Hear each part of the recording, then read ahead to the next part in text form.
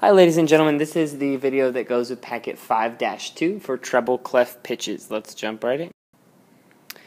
So our objective for this lesson is that students will be able to name the pitch of a note on any line or space in treble clef. So far we've been talking about types of notes, but we haven't actually named the notes.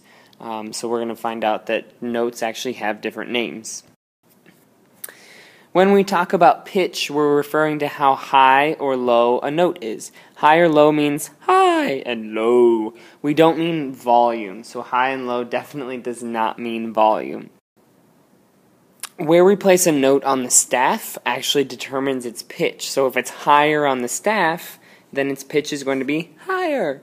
If it's lower on the staff, then its pitch will be lower.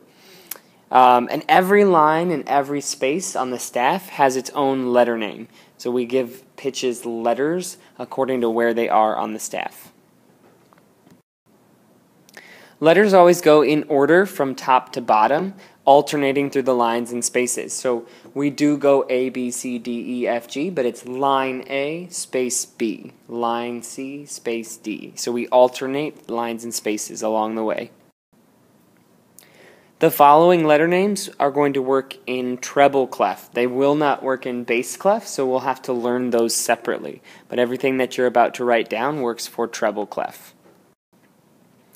So let's jump right into these. Let's start at the bottom. So the bottom line is what we call E. And if you will, on your paper, go ahead and draw a nice big quarter note on line E. When you're drawing a note on a line, the line should go directly through the oval of the note. The next one up from E is actually G. So go ahead and draw a nice big quarter note there. Make sure that that line goes straight through the middle of the note. After G comes B.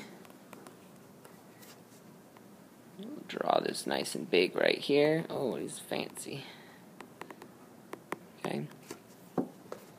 Notes can go, the stems can go up or down. We generally put stems down on anything that's higher up on the staff, but it doesn't really matter either way. The next one is the letter D.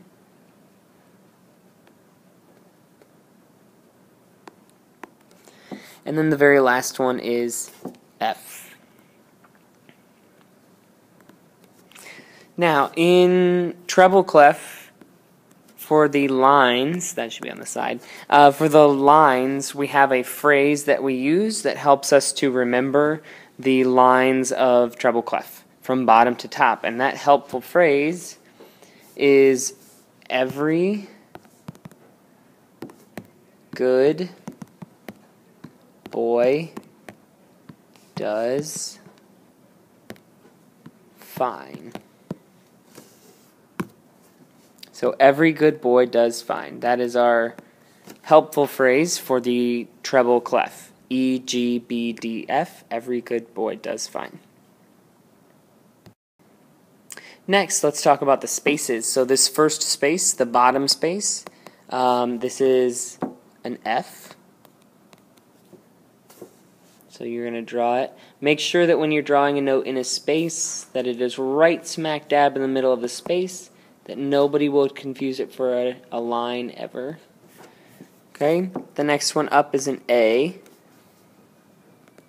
So we're going to put it in there. The next one up is a C. And then the last one is an E. The helpful phrase that we have here, these letters actually just spell out a word, face. Now some of you are probably thinking, Mr. Planasek, you told me that these were going to go in order, and they don't go in order. But actually they do. So I'm going to draw my line notes in blue here, and I'm going to keep my spaces in red. And you'll notice that I have line E, space F, line G. Then I run out of letters because we only go up to G in music, so I start over again with space A. Line B, space C. Line D, space E. line F. So from bottom to top, if I count all of my letters and spaces, I've got E, F, G, A, B, C, D, E, F. And that is your entire lesson. I will see you next class. Don't forget you'll have an entrance ticket on this information. Love you, bye. See you later.